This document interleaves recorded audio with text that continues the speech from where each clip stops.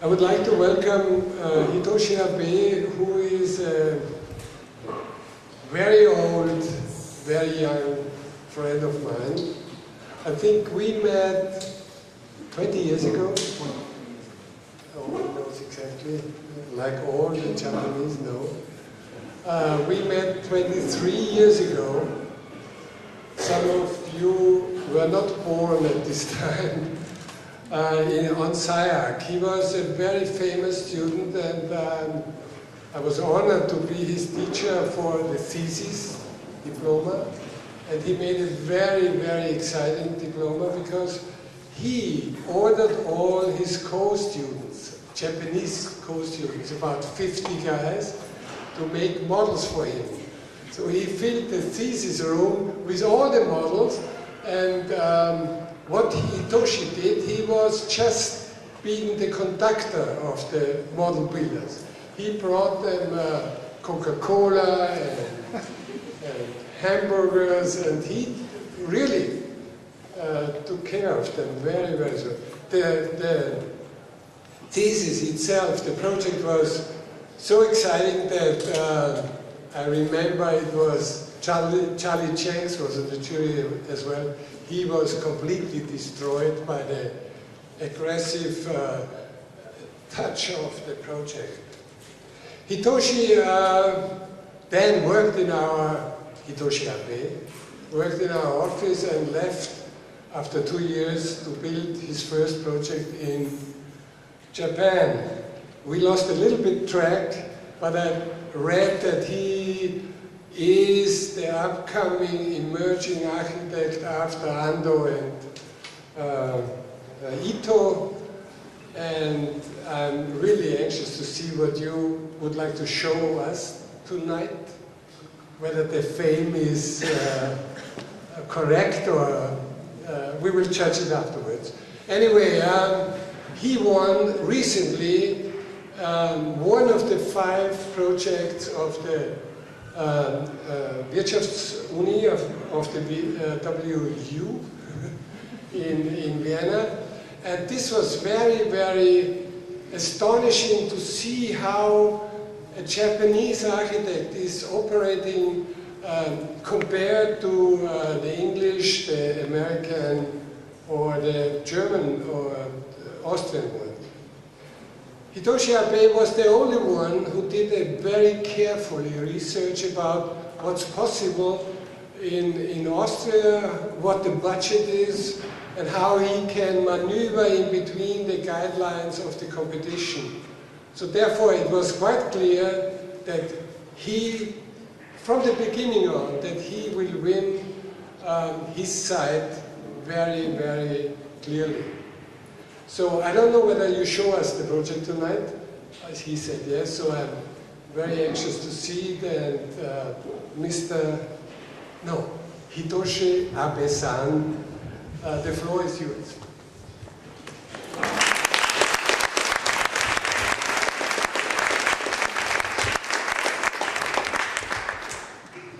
Thank you, Wolf. Actually, this makes me very nervous, actually. And also, to talk here makes me very sentimental somehow, because I've been traveling through the world, and I basically originally studied architecture in Japan, and I moved to Los Angeles to be part of SIAC, and then that's how I met Wolf, or Herr Prix here. And there was September 1987. And then, actually I worked for him about 4 years actually in LA. Then moved back to Japan to start my own practice. I practiced in Japan from 93 till 2007, and I moved back to Los Angeles again. But today, I'm trying to speak about what I'm thinking a little bit about architecture, and also trying to sort of how I developed the idea since I met actually Wolf. And so as I said, it could be a little bit sentimental and also a strange lecture probably. This is a photograph of the a little object I did a couple of years ago. And I should start a little bit with this strange object. It was kind of funny exhibition. We were asked to build a little sculpture to represent architecture. And we were paired up with the Spanish architects, and I was doing some, this object together with Mantia and Tunon from Madrid. And the objective was, please make object representing your architecture. And then Spanish architect will pick square, cube shape, and I had to do kind of a cylinder. But the Spanish architects are very pushy, so they said, I will do the cube, and architecture for me is about the people. So I'd like to put the photograph of all the people in my office and in your office, and this is the architecture.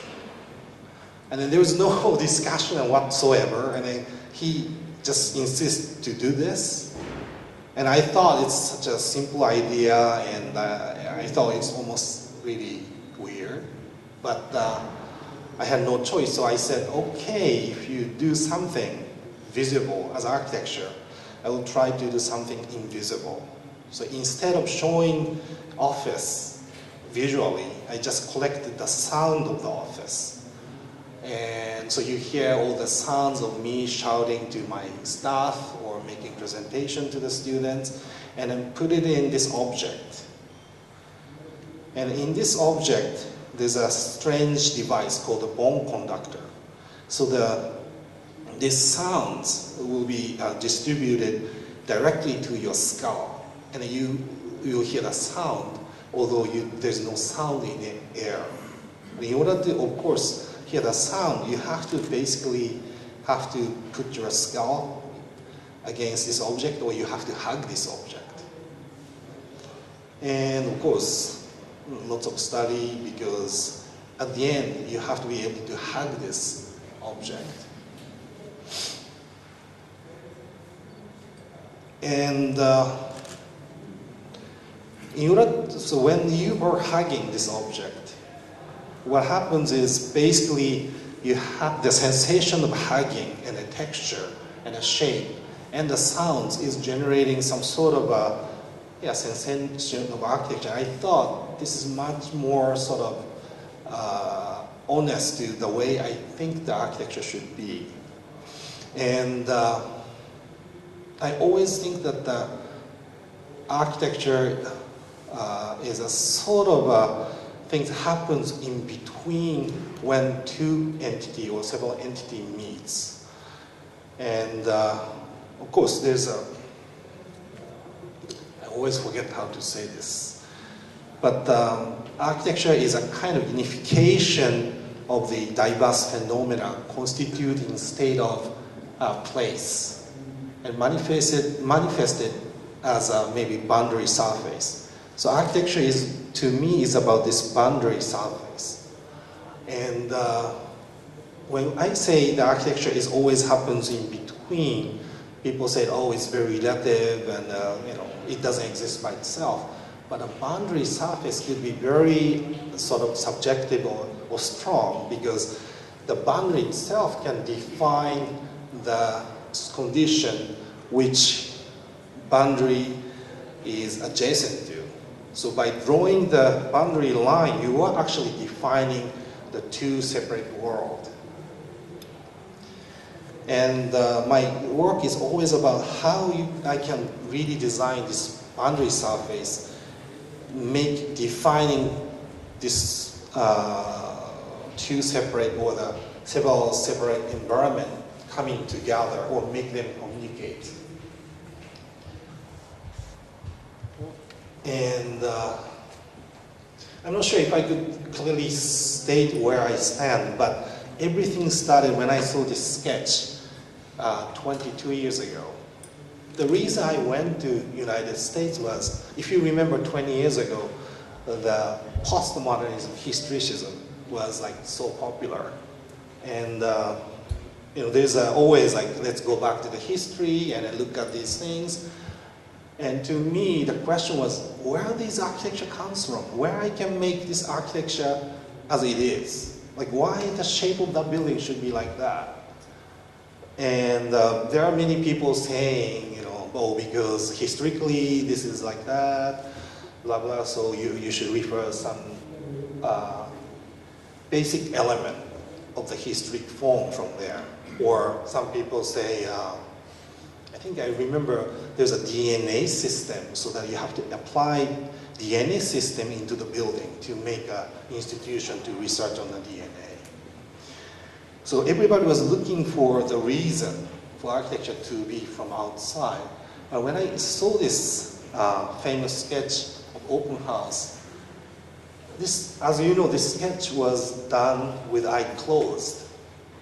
So there's no outside reason to justify this sketch. But only, I had to think why? And then the answer to me was, this sketch is so strong because it is admitting that the architects are part of the process.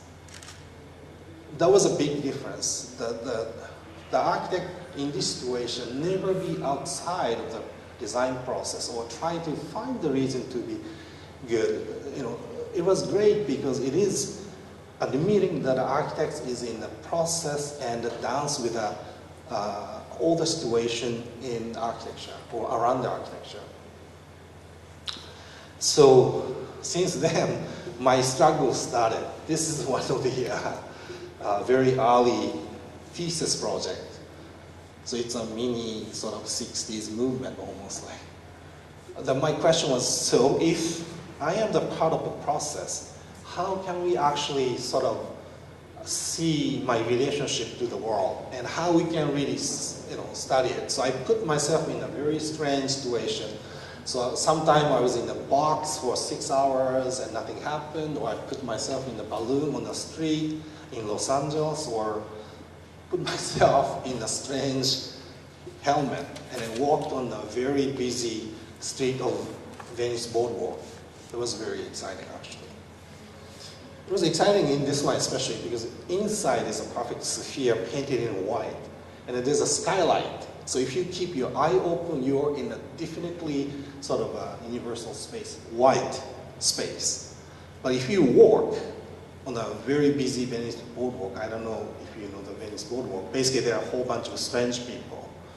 So you get hit, you get like lead to crashing into the wall, and you know, all sorts of strange activity is happening around me, but your eye is still captured in this white space. And it was so shocking because sometimes I could see the color just printing by maybe smashed into the wall or something. Then I started to see, so how I can really sort of visualize the surface or where I meet with the world. So I did a series of strange things, you know, night paintings, or trying to draw whatever I move by strings. This is a workshop I did with the students. Or to trace the object by using different kind of pasta, because pasta itself has its own strange geometry, and if you use pasta trying to draw some kind of object, then it will generate the interesting form. Or some kind of flexible structure which you can be used in many ways, like a Lego block. Or transformable structure, so it could be transformed according to the condition of the site. Or this is a kind of also the installation we did for the museum. So that's also the translation of the existing landscape into the secondary landscape. Yes, something similar. So the shape itself to me became some kind of capturing the moment of the bird trying to fly, so that the shape of the bird and the air and the movement is perfectly in a kind of a balance. And that moment, you know, is actually the whole environment and the shape of the bird is kind of making sense. They're integrated. It could be maybe like also the Viennese dance or judo, so that the architecture itself doesn't really exist in the blue man or white man here, but somehow it exists in this between when this incredible balance is accomplished. So that's where I'm looking for, and that's what I want to achieve in my architecture. And this is the almost first project we built, 1993, I think. So it's already, I don't know, 15, no, wow, yeah, more than 15 years ago. This is called the Shirasagi Bridge. The mayor somehow came to me, asked to design the handrail for the bridge. So I didn't bring any, I didn't design the bridge itself, but handrail. I'm sure he had something like this in his mind. Because he said, please make handrail to turn this bridge into some sort of a symbol of the city or the gateway. And this is exactly what I wanted to do, because this is something, you are bringing some authority from outside, and it's not there. It's something kind of borrowed from outside, and I was really against it. Instead, I wanted to create some kind of symbolism by capturing the site it is and how we can generate the sort of symbolic figure without using symbolic icon was the theme. And luckily, since it was a sort of existing bridge, which was almost, completed at that time, so there's a lots of restriction we could study. And we decided maybe we can use this existing sort of rules or regulation to come up with a shape. So what we did was we placed a kind of triangular shape, and then we let it run through this barrier of existing condition, and force them transform into some sort of mathematical order. So it's like, people running around, trying to avoid the tables and chairs, and then the form of movement of that person itself trying to sort of struggle with the environment will become the shape of the bridge. And this is how we did it. And it is quite a simple project, but when I presented this to the mayor, he said, "Oh, isn't this too big?" I said, "Yeah, could be." But the funny thing was, then he asked, "Do you think something like this ever exists somewhere?" So I said, "Absolutely not." And then he said, "Yes, then let's build it." So as if you drive through, the structure almost looks like it's moving, especially if you drive very fast through. And also it reflects the different kind of lights and so on. So this is what it is. And then also, I'm going to show you very small interior design, which is designed in a very same methodology.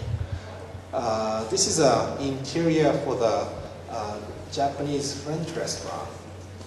And the client wanted to have a facade, but he's just leasing the building, and so that means he cannot put any facade anyway. So I told him, you can't do it because you don't own the building. So instead, we proposed to make a sort of an interior facade so that the experience of walking through the pathway towards the seating will become sort of an external experience, as if it is like a facade. Then we did the similar things. We have all the necessary program integrated, corridor, seating area, and then kitchen, and all these kind of restrooms and bars. And if you adjust the size of it, it forces the corridor to be bent. And then there's existing pipes and so on, and structure, so everything had to be twisted. So again, the existing negotiation between the will of the designer and also the existing condition generated the form and became something like this. Very simple geometry.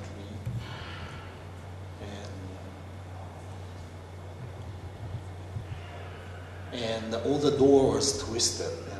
And the funny thing is, within this old geometry, many things had to be integrated, such as if you want to have a door in the middle of twisted wall, you have to have vertical hinges somewhere in the middle. That defines where the geometry has to go through and so on. So it was kind of interesting to see how geometry works as a medium to tie all the different factors within the architecture. And all the design seems well, so the bar became popular, but there's only problem because you feel already drunk before you drink too much. And of course, this is homage to the X project we've been doing when I was at the Copenhagen. But also, this means actually you were once divorced. And so one day, all the friends were sitting here, and they realized that we are all divorced once. So, this is a Miyagi Stadium project, designed 1992, I think, and then finished 2000. And this was the reason why I left Copenhagen, and I was very lucky that I won this competition when I was very young. This is a stadium designed for World Cup and also National Athletic Field Game. So it's a kind of a multi-purpose stadium. And the seating is for 50,000 people. The main theme of the stadium is how we can sort of hybrid the landscape and architecture together. Especially if you look at the building type of the stadium, it's very sort of, how to say, enclosed to outside and is central focus. And maybe this is nice if you build this kind of stadium in the middle of the city where you have to show the powerful symbol or political symbol of the stadium. But if you have to build these things out countryside and where actually not only the big game or big commercial game will be held, but also the very small daily game needs to be held as well as this big commercial game. And you have to make somehow the stadium open so that more really small events such as kids playing in the field or somebody walking through the stadium could be also absorbed in the stadium. So what we did was we found a little hilly landscape in the existing landscape, so we decided to combine it because if you look at this shape, it's totally opposite of this one. This is more sort of less centralized, quite open, and if we combine these together, we thought we can create the place which has a two quality conflict to each other, open and closed, and central and dispersed. And so this is how it is. There's more green now, but this one doesn't. So what we did was we studied all the geometry, and then as you know that when you draw the topography, landscape, you use topo lines. And you have a different kind of a geometry system when you try to describe the building. So we try to sort of integrate topo line and the architectural drawing and to study it. And technically, this is architecturally, built, means with the columns and everything. And this back stand is relying on the hill so that we could save a lot of money. And also the other maybe special quality of this design is the roof is extended out from the structure of the, or enclosure of the stadium to imply that actually the whole stadium is more dispersed and open to, let's say, the other field. And sort of, we are trying to say that we are dealing with the whole landscape other than trying to make enclosed space here. And also, we made this kind of a bridge as an extension of this small park so that anybody can walk through while some kind of event is taking place, or you can actually jog with your dog.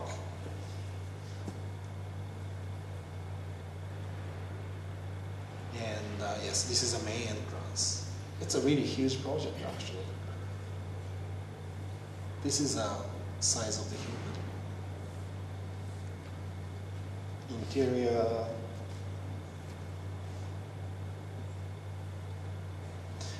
And I don't know, actually, this huge roof is supported by only one row of columns, so the whole structure will go this way.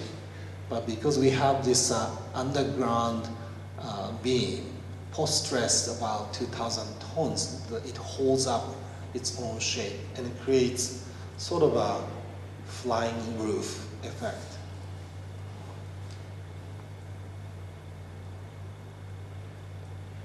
Also, to define this geometry, we used something similar to the bridge project, so that each, let's say, column doesn't jump up to the different level.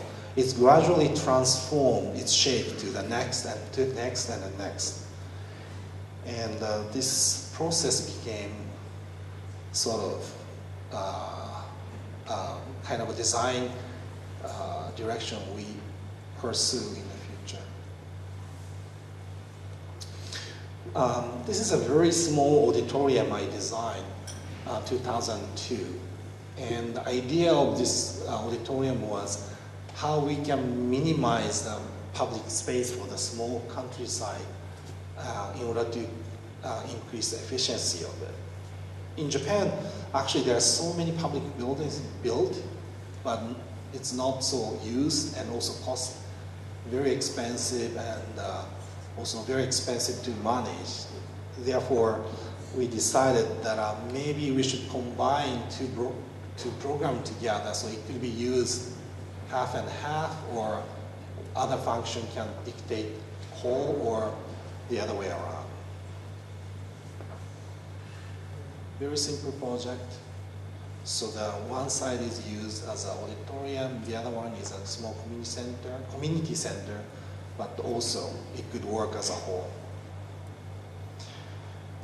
I wanted to make a very simple box actually, which could be used in a different way, but of course you need small functions such as office and toilets and so on.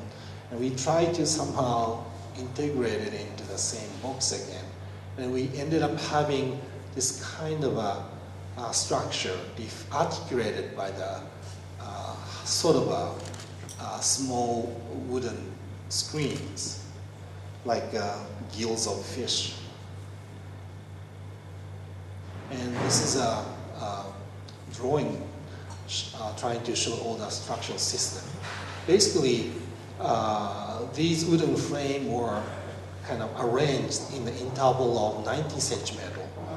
And it's gradually changing its shape and generating this kind of complex shape. But if you look at the section, it's very simple. And because it's financed by Ministry of Forestry, we have to use wood, and we have to use traditional technique to make this complex curve. So we couldn't use any carved glass, we couldn't use any nice detail, but it was also fun to work with a local carpenter to find out how we can make this kind of wall.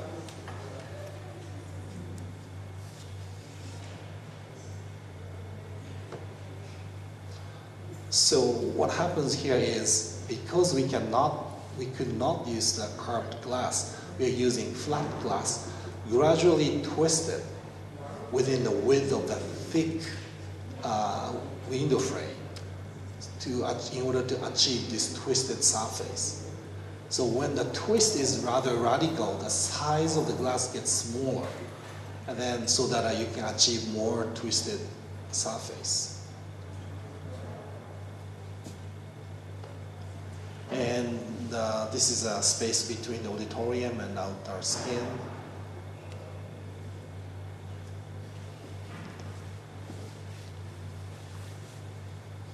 And the auditorium, wow.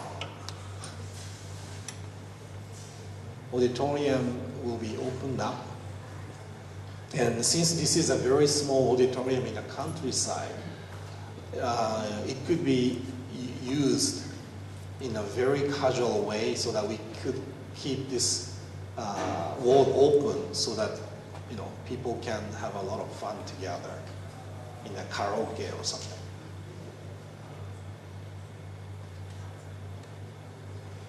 Sometimes we do work on a very simple project, but ended up to be very complex. This is a building for the prosthesis, like the company who makes artificial legs and arms. And the site was very strange. It's called a flag-shaped site in Japan. And also, there are lots of ugly buildings around it.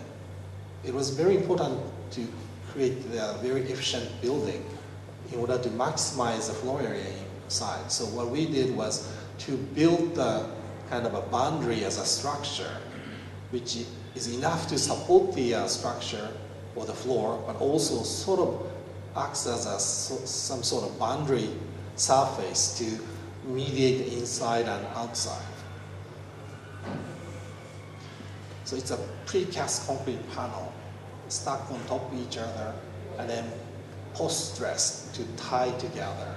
So it stands structurally very strong. And also we decided to hang the glass cube in the middle so that there's a light can come through, and also that will create the boundary between factory area and office area. This is a system. And you can see all the structure, steel rod. And this is a building.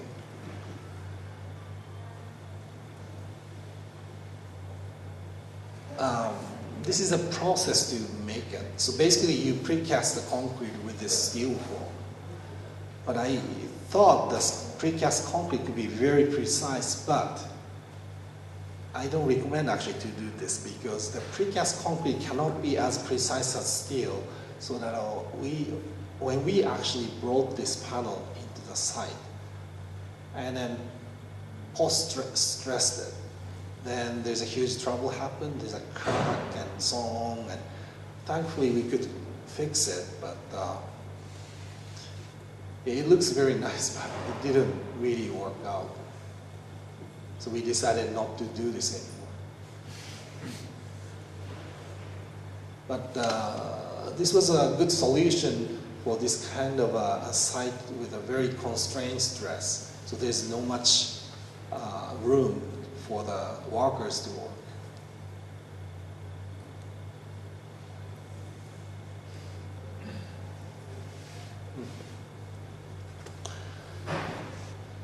This is a restaurant we designed that was maybe 4 years ago. And we didn't do the building, but just the interior.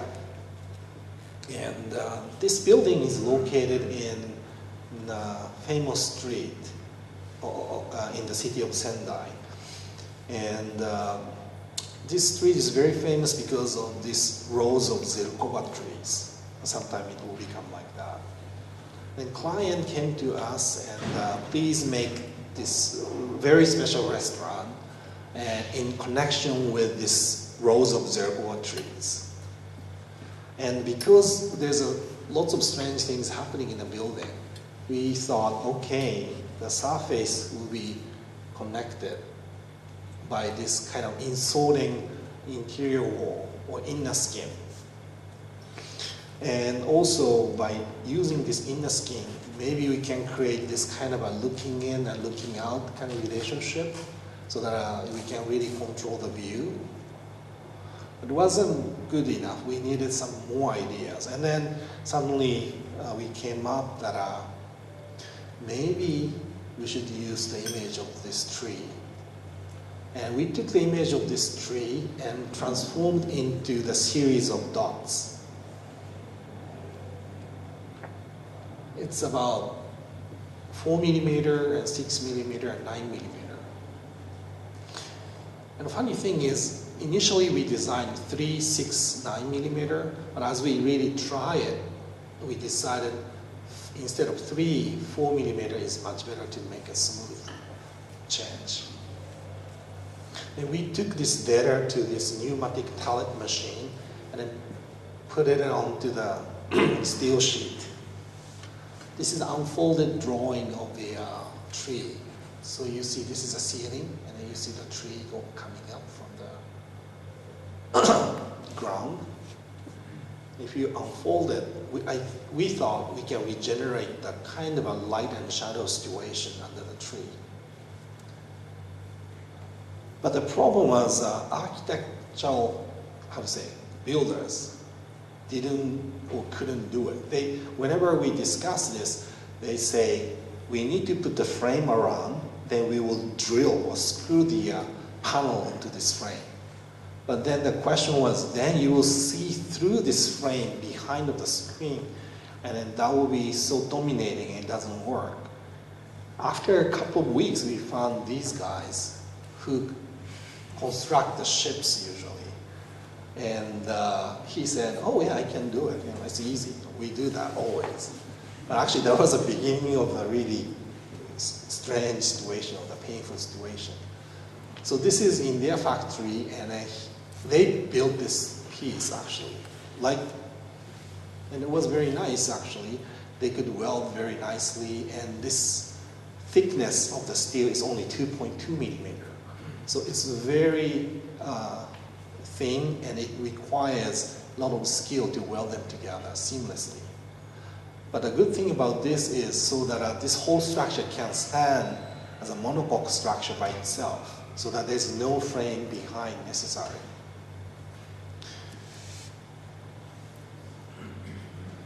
This is a photograph I really like.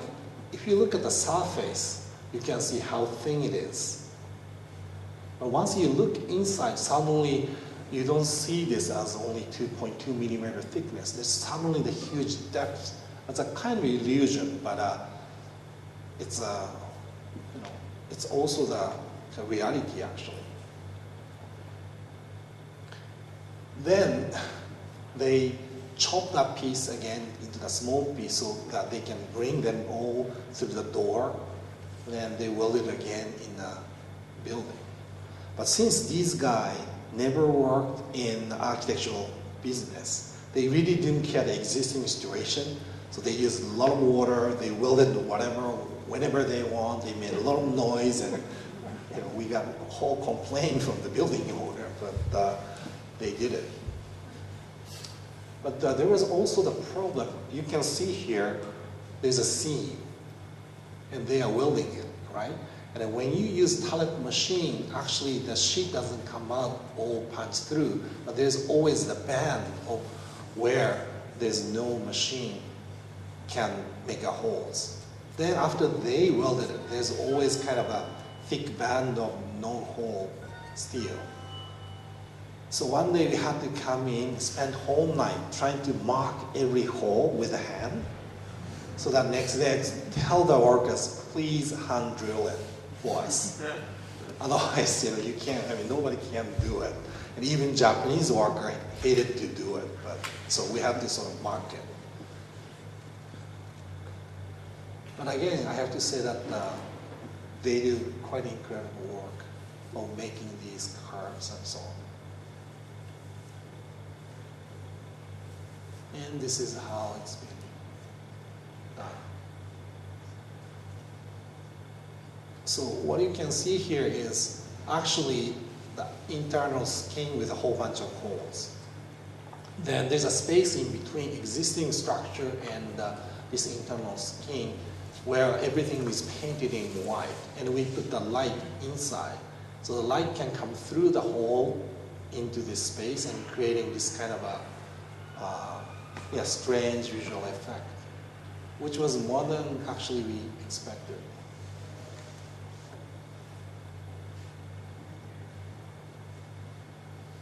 And the owner of the restaurant was very happy, and therefore he never opened this restaurant for now 2 years, using this as his private salon. And it's kind of funny because you can't really get in unless you know his cell phone number and ask his special permission. And then whenever he use or amuse his guests, he just bring his own chef, and then actually you will be able to see through to the kitchen, actually through this hole. I hope he will open this to the public someday.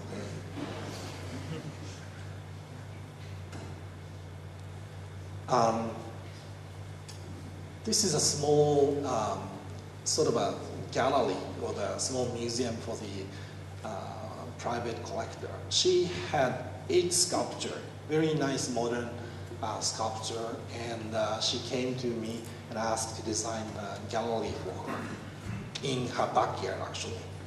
So this is her house, and then there's a little property we could use. And if you design the museum, usually you make a white cube so that many exhibitions can be placed there. But this is like a small gallery with only 8 collections in the countryside. So nobody wants to come unless you do very special. So we said why don't we do something very unique as architecture so that people has to come to see that sculpture together with the building. Otherwise, nobody will come. And then she agreed, so it's a good chance for us to try something funny. So I was always fascinated by this kind of a form of bubble because it consists with the boundary surfaces, and each bubbles are actually defining each other, and there's no spatial hierarchy either. So I assume, let's say 8 bubbles or 8 structures squeezed into the box, and then creates very funny landscape. And I talked to my structure engineer, discuss about the idea, and then he said, oh, it's easy, we'll just put the steel frame and put the drywall in between. But somehow it didn't excite me. It looked somehow fakey. So, because I wanted to have this as bubble as possible so that it should be like a thin layer of skin creating each cell should somehow support each other. Then we came up with this embossed steel panel so that, let's say, it works as a sort of honeycomb panel, so that each room surrounded by thin panel will be welded together to support each other, and it became rigid structure. Some samples, again, unfolded drawing, some image. Amazing thing is this is built by contractor because they really couldn't figure out, so they did it by themselves. Again, same guy. And then we had to start with some design, how to actually press the emboss, because it cannot be deformed in a process. The whole steel has to be pressed evenly, otherwise it will be structurally weakened. Then all were cut and then shipped to the site. So this is a stair already welded onto the wall. And everything was put together on the site. And the panel, steel itself is about 3.2 millimeter, and the panel itself is 6-inch metal. It's so very thin. And I have to say, their skill was amazing. So exterior is coated steel, and actually which also generated a lot of trouble because these guys again never cared about somebody who lives around it. So they sanded it without protecting it. So all the rust was flown over the entire neighbor, and then we had to pay for the cleaning the car, but you know, there's an insurance to cover it, so that was good. And this is entrance. We use 3 different kind of a white paint. Very shiny, and then very rough, like a sandpaper on the steel embossed panel, and then very matte for the perimeter.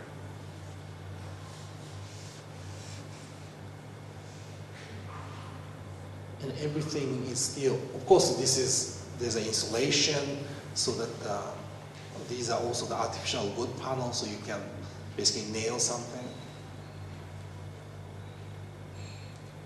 2 of this sculpture can pay a whole building. That's a sad fact.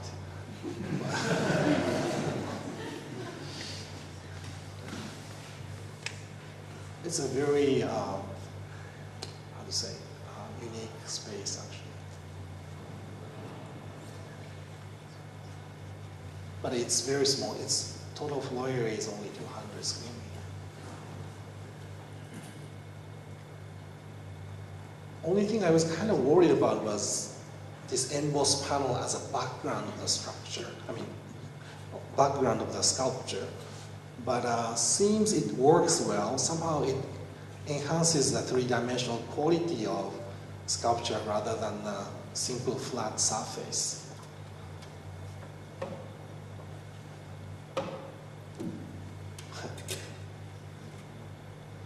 This is a nice photograph by somebody from Columbia University. I found this as a Flickr.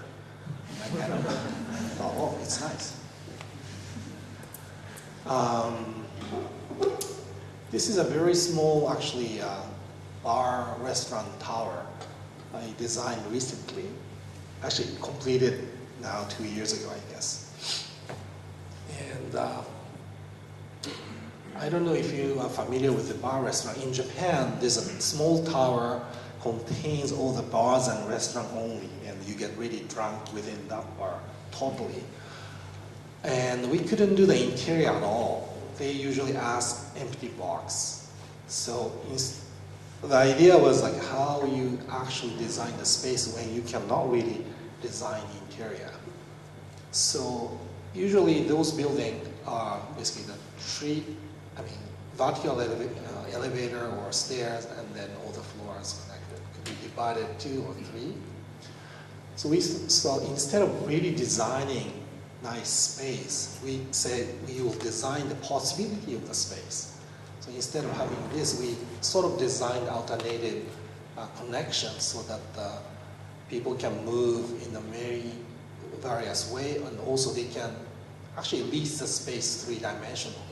For instance, you can lease this floor in connection with this floor, half of this floor or something. And the idea was very simple. We just decided to make this spiral pathway as a possibility of vertical connection. Could be public space as an extension of the street, or could be just a private space, just implying the possible connection. And this is a section, very simple, and this is how it is.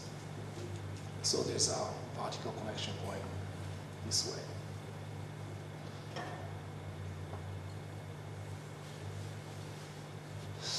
Actually, yes, these spaces. The problem of this building was the cost was so cheap and limited. So we were forced to use this ALC panel, aggregated lightweight concrete panel, which is always used for like storage or something. And if we use that panel, then the materiality of the panel itself is so strong so that we know that that will dominate the entire design. And we really wanted to erase that materiality. So what we did was we found some kind of machine to curve the surface of ALC panel. So we decided to put a very strong pattern on a panel to erase materiality of this ALC concrete. So you can see these kind of irritating sort of a graphic which confuses you as a foreground and a background.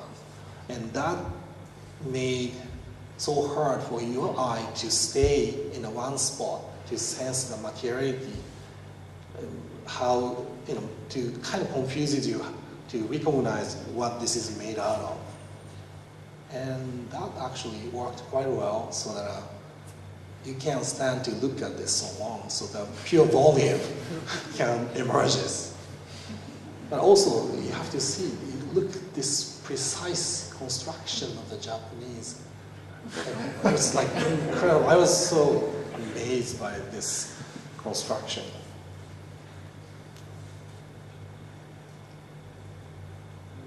Well, this is the end of today's talk. This is a Bayu project, and we are doing one of this building here. And project was quite fascinating because, one, you never have a chance to do the new university, and two, site is great, and of course, also to do project in Vienna is such a special thing for me. But what is the new university, and what kind of quality is necessary was the main sort of objective for me. And of course, university is where you study, you research, and so on, but most likely, how to create creative space is a main question. And a creative space, usually now, we know it never happens in the office. Creative space or creativeness will always happen in the interaction with the people you don't know, or people from outside, or in a very sort of informal manner. And how we can increase such kind of a sort of interaction between different activities and different people was the main objective of this scheme. And I hate to show this. So our concept is millefeuille. Why taste of cake is so good? Because it's not just one big block pasted with a cream, because it's sliced so thin and there's a cream in between, so that's maximizing the interface between different creams and pie and everything. So I thought, okay, maybe this is good. So this will become our concept. So that will increase the, basically, permeability of the building, so that more contact with the light, more contact with the air, more contact between the different activities. And this is some layers, so that at least there are so many layers of the building. The urban, I don't have to talk too much, I guess. It creates different kind of plaza. It will create it acts as a kind of boundary of the different kind of spaces to connect, to mediate each other from Prata to very urban space plaza. Connection, also views. Office has to have a nice view. Some gate. Architecturally, again, it's a series of layers. And then we also call the pinch. So by pinching everywhere, you can create a different kind of landscape for each department. And if you look at the whole building, everything is very flexible. So you see different kind of pinch, but basically it's a very thin slab connected by the stairs and elevators in between, so that actually it also can be very flexible for the future changes. Maybe this is not so easy to see, but because it consists with the same layers of different activities, we could sort of create the interesting interaction between the functions. Yeah, we are still working on it because of the optimization, we have to sort of redo the facade probably. And again, we situated different kind of a node, which is kind of an informal gathering area and acts as a kind of hub to connect different places. And we are hoping that by setting such kind of informal area where different departments are connected, and also where all the toilets and the vertical elevation is situated. Structure is very simple. Basically, the void slab with the Gellinger column system. That's a steel column filled with concrete. And of course, because we have a thin layer of building and a thin atrium, so that will actually make a very easy, sort of simple passive energy system.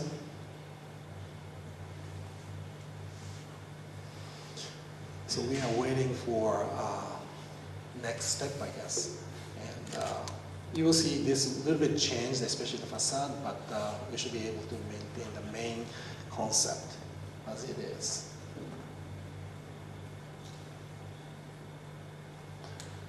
Again, to me, architecture is like how you put yourself into the process and struggle there, and not to basically compromise it, but you live with it. So it's like, to me, architecture emerges when you dances with the world. Thank you very much.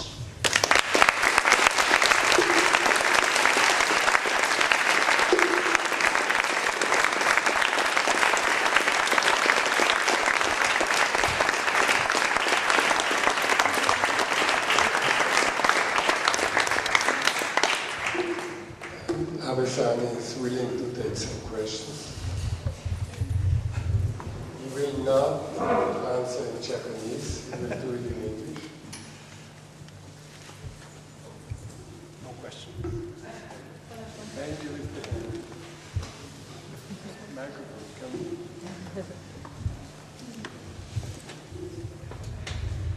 Anthony Bigler in Warp Space spoke about psychological spaces and claustrophobia. My question is actually, it seems that you deal a lot with, building Japan, it's quite claustrophobic in a sense. Do you feel that perhaps you deal with a lot of thinness of material, the materiality of playing with materiality of metal or perhaps concrete? Do you feel that you do deal with a lot of psychological spaces and bringing the concept of that theory into your work, or does it affect you in any sense?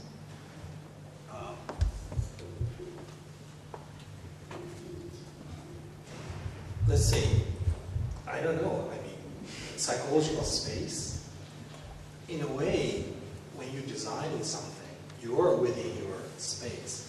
But I always believe that architecture doesn't happen inside or never outside, but when the inside touch to the outside, that's when the architecture happens. So I don't believe the building only exists within the psychological space. There's always kind of an interesting interaction. That's why I said dance with outside. That's where most interesting happens. And it's more like a negotiation. It's more like maybe judo, so that you have to fight hard, but still you have to sort of communicate. So I can't really directly answer to your question, because that's something I shouldn't talk, but somebody should talk about my work. So.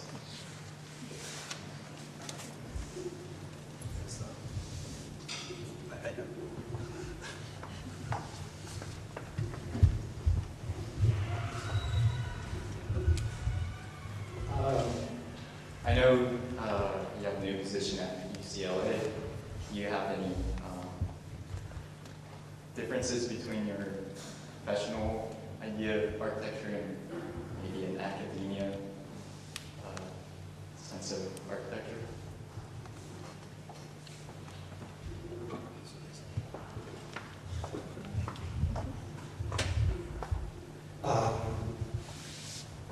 don't know either. I mean, it's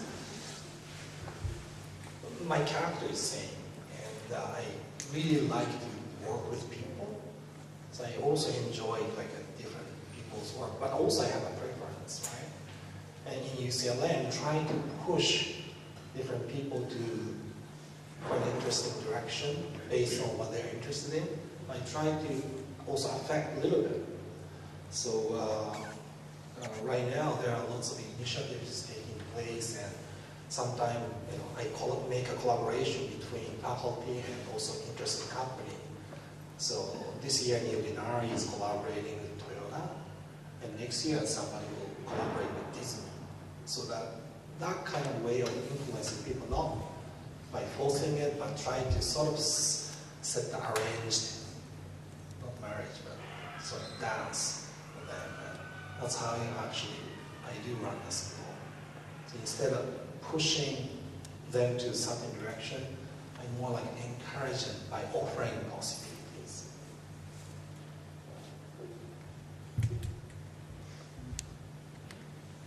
Thank you. Oh, you. A quick one. There seem to be two really strong motivations in your work, and one is embodied in that sketch that you showed early on, and the other is an extreme obsession with geometry and geometric rigor. And they seem in a way like a bit opposed, but the work obviously is synthesizing it quite well. But I also wonder how you resolve those two. Is it on a project-by-project basis, or do you kind of locate geometry and sort of intuition of the architect into like specific spots within your practice, and there's the same process to reconcile?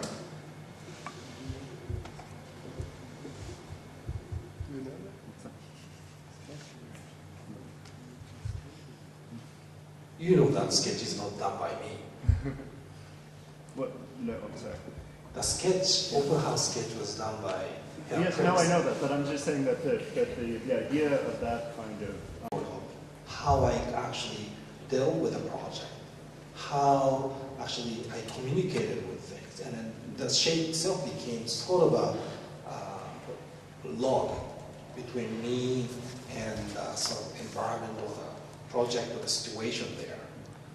Therefore, I have to be very accurate about the geometry, because geometry is the only way to actually communicate. Material, program, everything. So therefore, I decided, there's many ways actually to express same project. But that shape and that building happened only that moment when I involved myself. And I tried to be as accurate as possible at that moment. And that's what it is. So if I do it, same project, next year, a different time, I'll do probably a different thing. Does it make sense to you?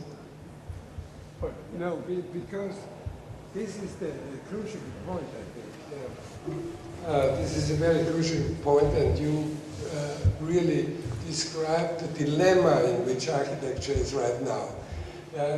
Geometry is overruling everything now. Geometry rules no matter whether the concern is light or program. Geometry is the closed system. And I think what I could hear in his question, that he is disturbed that there is another thing coming in and how they have to be connected. See, and what I really appreciate, Abe-san, is you are a wanderer between worlds. You are really a wanderer between the Japanese tradition on one hand and the Pacific Rim tradition of Los Angeles and all the influences I could see in all your projects. But it's not a copy. In opposite, it's a further development to a new stage. I'm really impressed, and I'm looking forward to see your building in Vienna. Hopefully, I'm not killed by the Viennese mediocrity, and I'm sure, because your grandfather was a samurai, I think your tradition will fight this mediocrity in a very well way. Hitoshi, thank you very much. We appreciate your lecture very much. Thank you.